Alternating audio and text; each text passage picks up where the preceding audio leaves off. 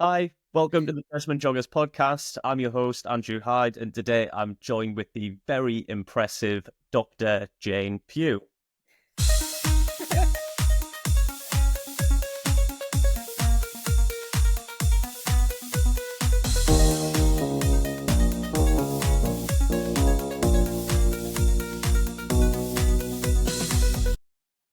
Jane, welcome to the show, and how are you? I'm good, thanks, Andrew. How are you? I'm good. Are you enjoying the introduction? Love the theme tune. Before we get into the thick of it, what I want to do with all my guests is just ask some very surface level, quick fire questions so listeners on the podcast can get a very, very brief understanding of the type of runner that you are. So I don't know whether you just want to do a quick introduction of yourself and what it is that you do for work, your running, sort of history, and then we'll jump into them, and then we'll get into the topic of the podcast, which is your backyard ultra, which you did earlier in the year.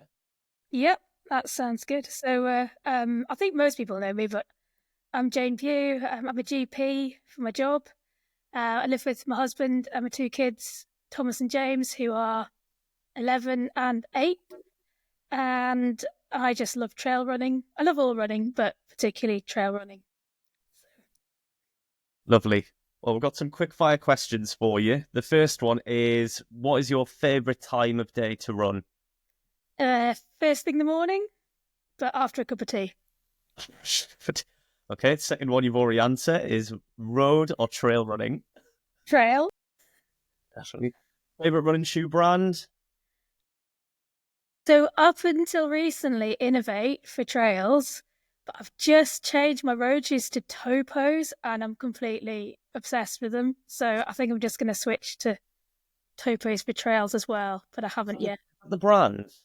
Yeah, Topo, Topo. They're like wide toe box ones. They're a bit like Ultras. I've never heard of them, but I always think this is an interesting question because when you speak to a trail runner, the type of shoes and the brand of shoes that they purchase is typically very different to me. What is your best local trail race for listeners who are looking for a trail race to do over the next 12 months? I think the Pendulum's got to be up there. How far is that? I think it's about 20k, and you run straight up and down Cheviot, straight up and down Hedgup in March. Yep, that's challenging. It's really fun. Yeah, I mean, I've done winter wipeout and I found that brutal. Oh, yeah. I also had COVID when I did it. I didn't realise, obviously, until like the day after when I was wiped out for a week. Bit more wiped out then. Yes, definitely. The best international trail race? Well, I've only done one, so I'm going to have to say UTMB. Yeah, only one, and it's like the biggest one going. Go-to pre-race meal? Vegan lasagna. Delicious. And your best advice for post-run recovery? Have a pint of electrolytes. Good. Yeah. Right. Now we're through with the speed section.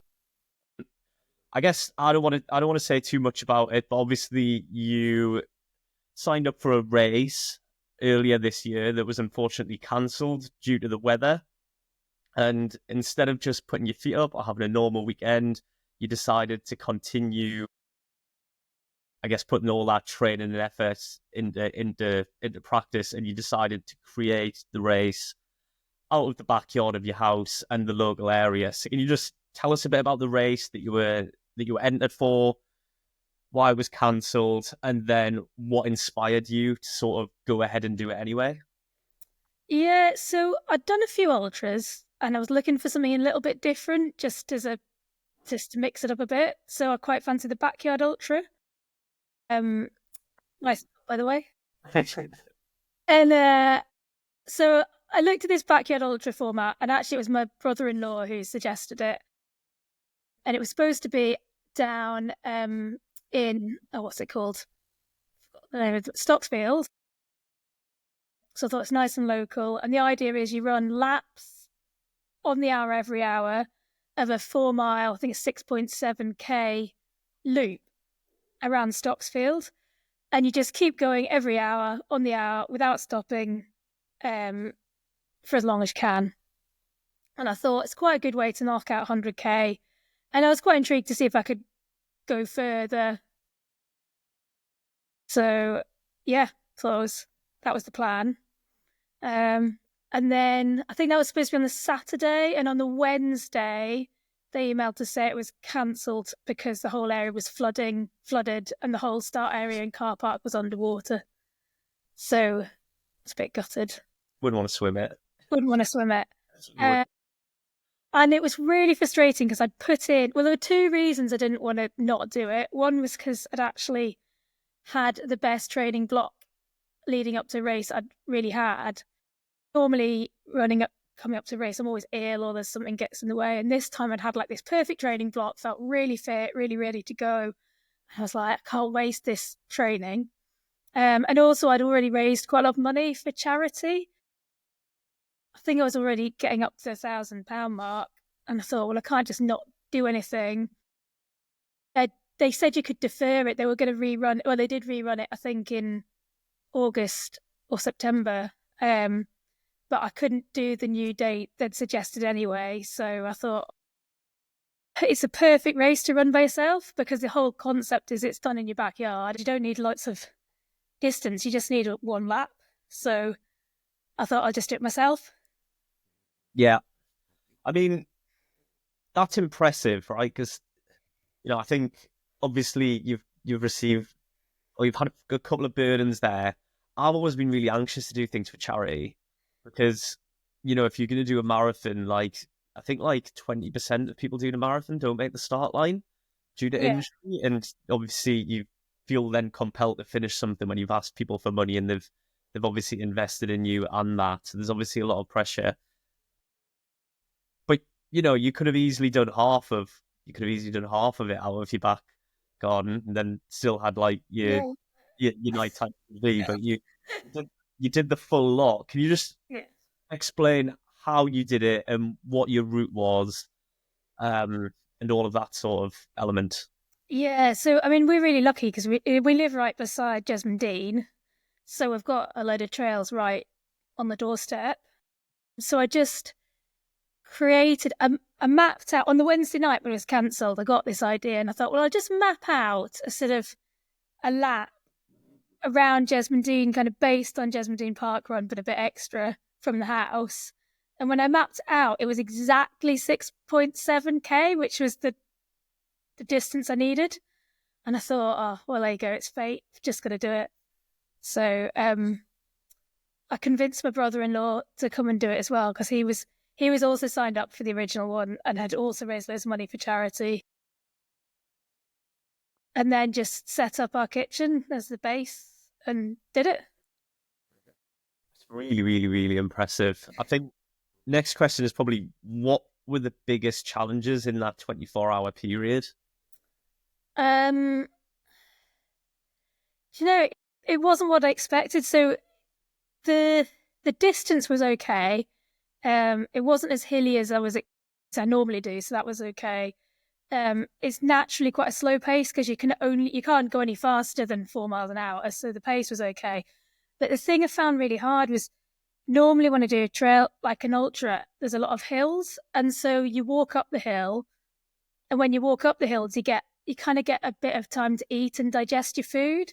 And with this, the hardest bit was the GI stuff because I had to run pretty consistently. I was sort of running for 50 minutes and then a 10-minute gap to sort of turn around. And I just didn't have I think because I was going faster, I didn't have time to digest any food. So that was hard. Yeah. And I think your turnaround times in the house, every lap you went back to the house, didn't you? But the turnaround time was about 10 minutes. Am I right? Yeah. So we tried to run. So we ran like a really easy jog. So the 4 miles took about 50 minutes and tried to time it so we'd have like 10 minutes to kind of feed, have a wee, change clothes or whatever, and get back out again. Yeah, but even still, I completely understand what you're saying, because taking fuel on when you're moving, even if you're not going like a full 5k race pace, is really quite difficult versus, when I go hiking, it's really easy to smash in caramel shortbread when you're on a hike. and you're limited by your food choices as well, aren't you? Because you can't really eat. It's going to be gels, but then a 10-minute turnaround isn't a lot of time to then still get sufficient fuel in, and you're probably only getting one hit Yeah. in minutes, which obviously impacts the fuel elements. I think on top of that as well, there was a lot of family and friends who helped you and came out. Yeah. I think That's amazing. one thing that I was really impressed by when we popped in and visit, obviously I was cropped, so I couldn't run with you. I was absolutely gutted. The amount of different people who were coming and going in that time period. So I guess just what impact did that have on you? And do you think it changed the It was dynamic? absolutely amazing. Like it made it like a proper event. It was like a little festival. It was so good. I think because the race was cancelled because of flooding, but then the byproduct of that was that I think everyone had signed up for a cross country that day, and then that was also cancelled. So people had been kind of planning to do some sort of run, got it cancelled. I think everyone just naturally diverted to come and run with me. So kind of worked out pretty well, really. So loads of JJs out, and then a few other sort of friends as well. So really good.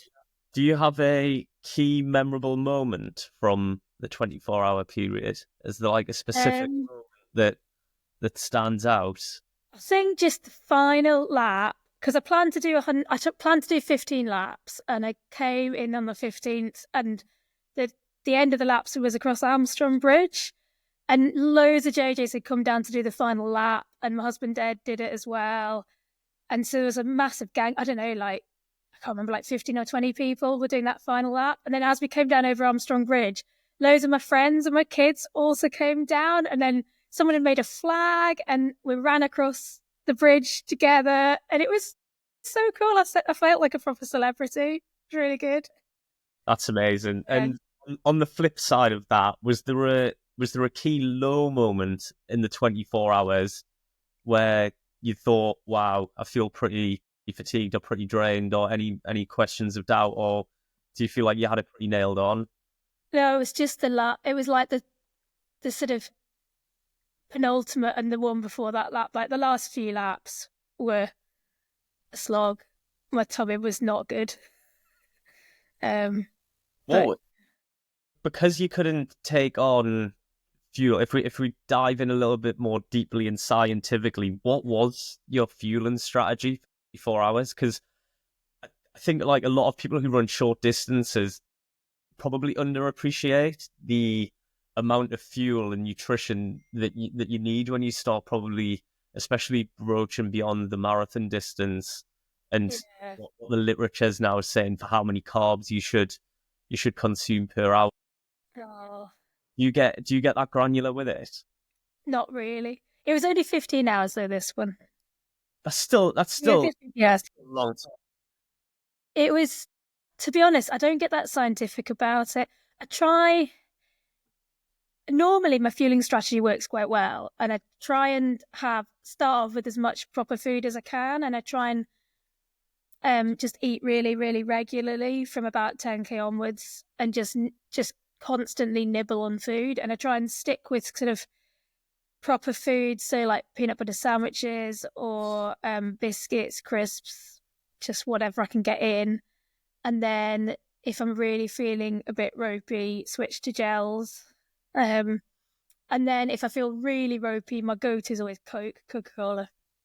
Yeah, I think, well, they offer Coca-Cola a lot of races as well. Is it something to do with it's meant to settle your stomach? Yeah, there's just something about Coke where if I can't stomach anything else, I can always get Coke in, and it just gives you that energy without. Do you take the fizz out of it? Because I think they're meant to black Coke, don't they? Yeah, I tend to just open it the night before. Yeah. I mean, there is loads of science about how many carbs you need per hour and stuff, but I don't know what it is. I just tend to eat as much as I can.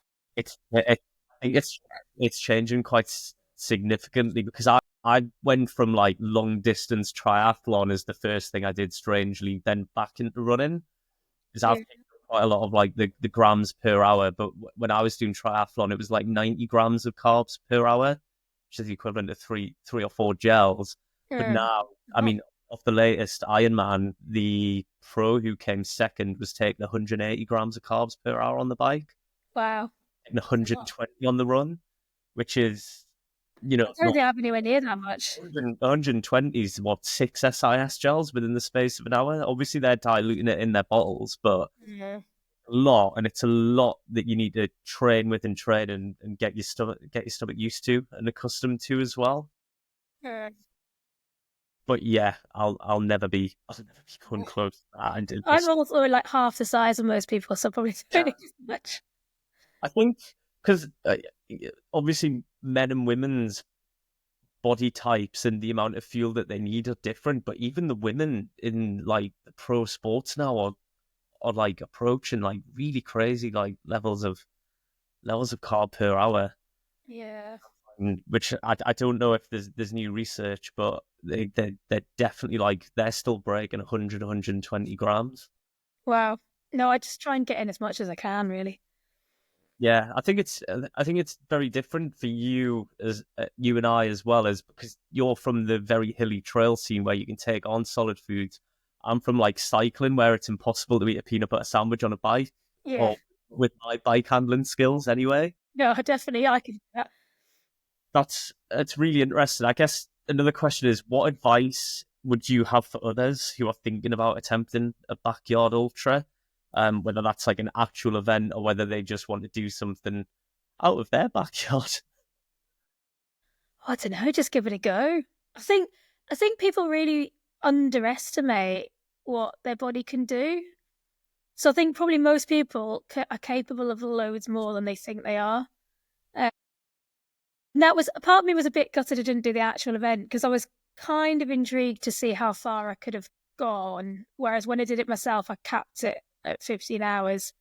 But yeah, I just think people can do way more than they think they can. And it's just slow, like just go slow. Just go slow and don't stop.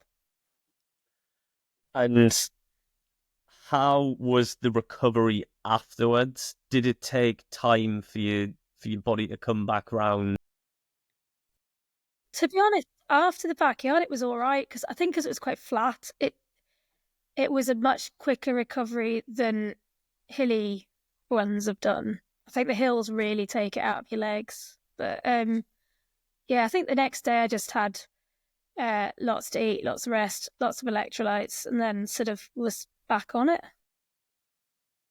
think there's going to be a lot of people listening. Hopefully, there's a lot of people listening. I think there's going to be a lot of people listening who've either done the Jesmond Dean hill reps or the Jesmond Dean park run and saying, "This lady is crazy. Jesmond Dean is pretty hilly."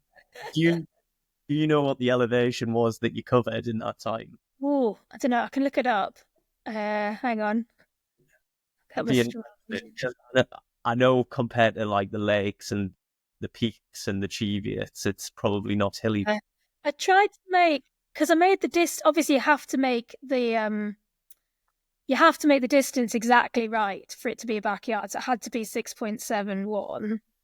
No, 6.7, yeah. But I tried to make the elevation quite similar to what it was going to be as well. So I ended up doing 1,425 meters.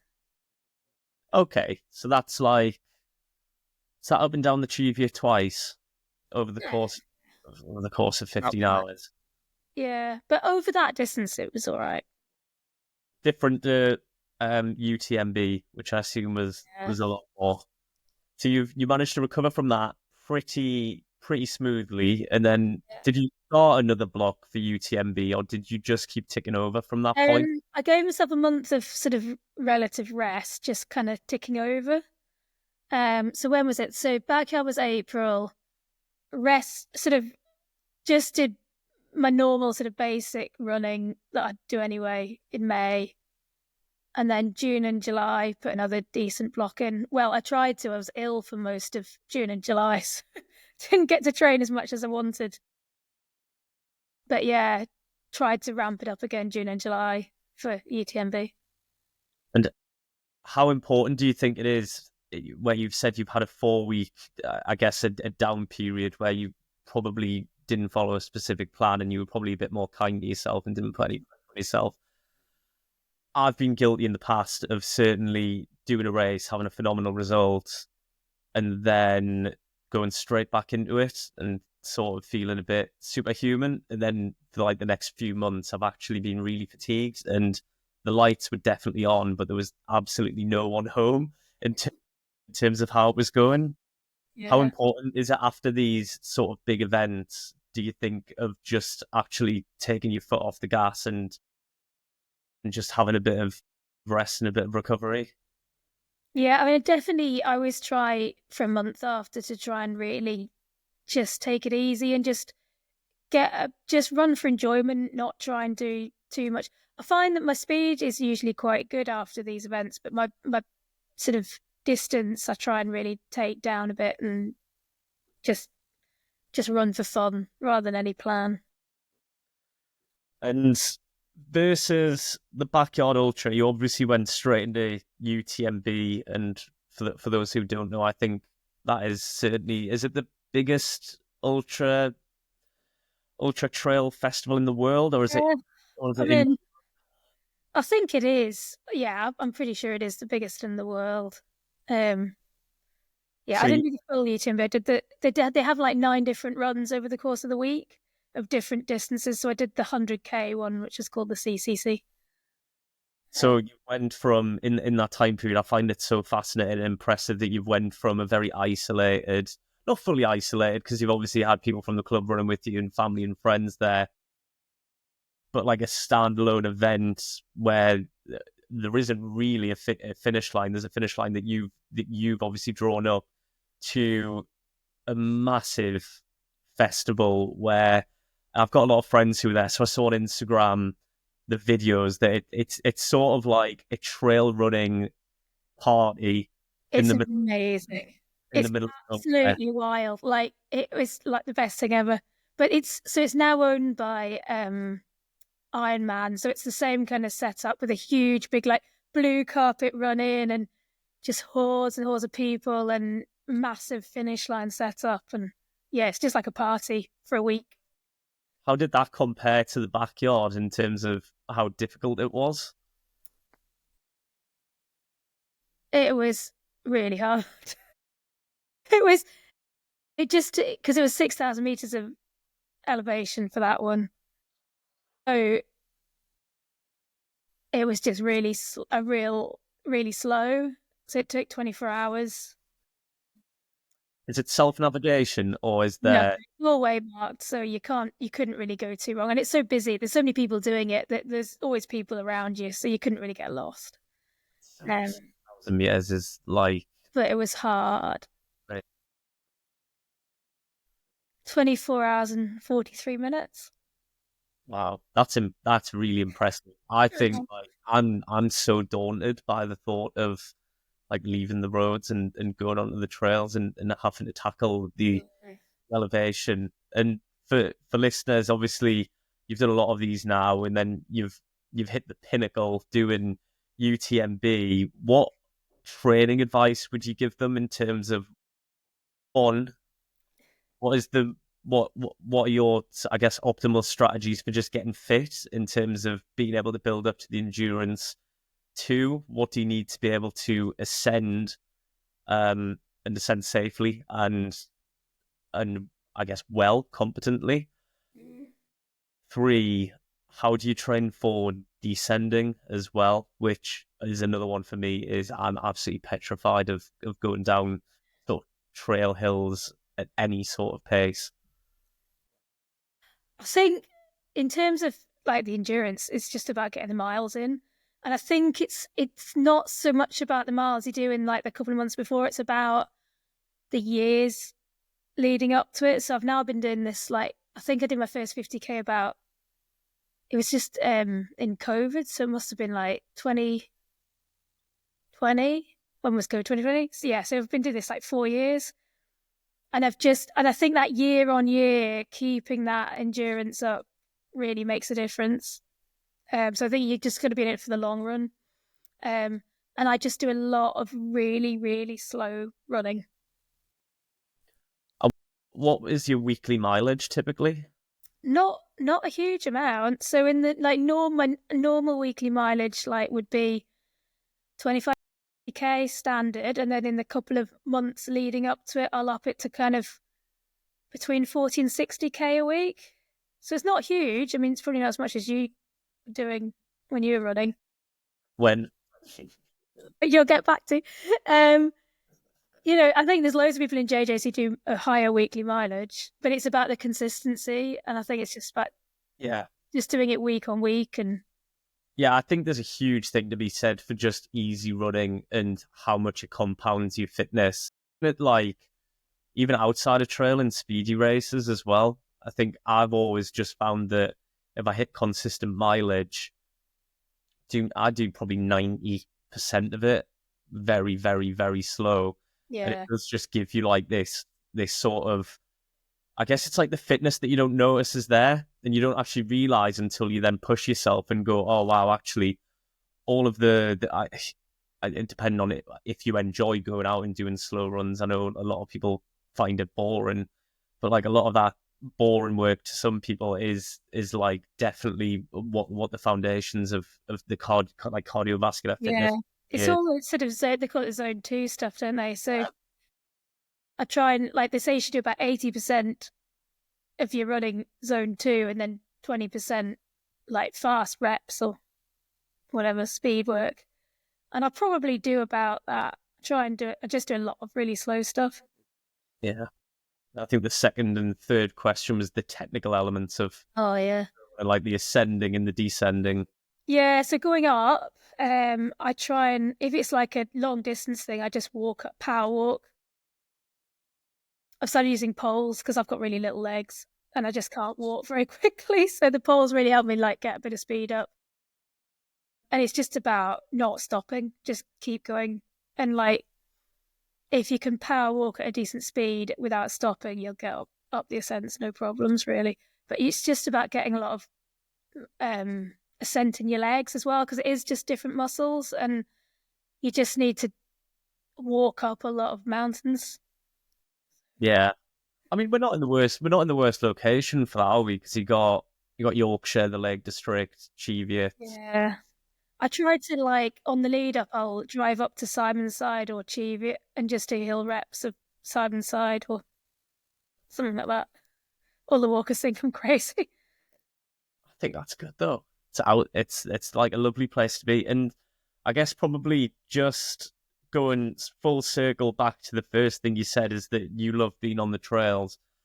Why is that, and what do you think it is that draws you to trail running more over running around the blocks? It's just really beautiful, isn't it? Like, it's just you're in the elements, and whether it's a glorious sunny day or a really wild, windy, wet day, you just feel like, I don't know, you're just out there and feeling it, and it feels great. And you don't have to think about a time. I feel, because I'm quite naturally competitive with myself, so if I'm road running, I'll always be looking at a watch, trying to get my speed up, trying to do a decent time. Whereas on the trails, you can't really think about that because every run's different, every trail's different, so you can't really compare your speed from one to the other. So it kind of takes that pressure off, and you can just enjoy it, and sort of quite liberating. Yeah, I mean, I really don't trail run that often, but I do hike in the lakes occasionally, and I agree that like being in nature and stuff, it definitely a means to switch off from anything back home, and you just sort of either out with your thoughts or just enjoying the environment around you. So I can certainly understand that, and definitely, yeah, I think all pace goes out of the window, doesn't it, with that sort of running, that it's very, very hard to get an understanding or a benchmark of what is a good pace going up, what is a good pace going down. I guess conditions dictate a lot of that as well. Yeah. First road racing, circa where you're going to be, but I guess on all of these different trails, they've all got their nuances and challenges where probably nearly, unless you go and do course recce's repeatedly, it's pretty impossible, I guess, to predict where you're at or where you're going to be at. And the conditions are always different as well. But I always say to people, it's really easy trail running because you just walk the uphills, so you get a rest on the uphills, and then you're running downhill, you always naturally get rest on the downhill because it's down. So you're basically just resting all the time.